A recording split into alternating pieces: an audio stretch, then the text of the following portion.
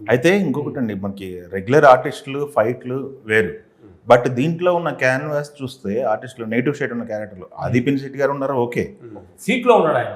అదొకే.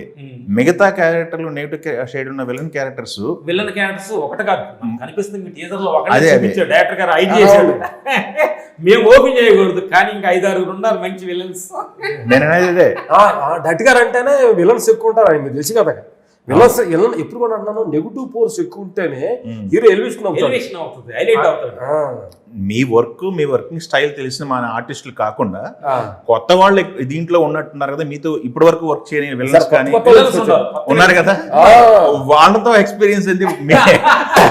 మీ దెబ్బకి వాళ్ళు భయపడ్డారా? రూపులు కట్టాం, యాలు తీసాం. ఇది ఒక మెయిన్ విలన్ వేరే కంట్రీ నుంచి వాళ్ళు పిలిపించడం జరిగింది అనమాట.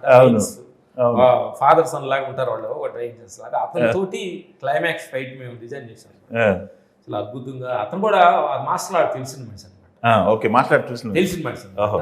అందుకని చాలా ఈజీగా వర్క్ చేసాం. డైరెక్టర్ ముందని హోంవర్క్ చేసి ఆర్టిస్ట్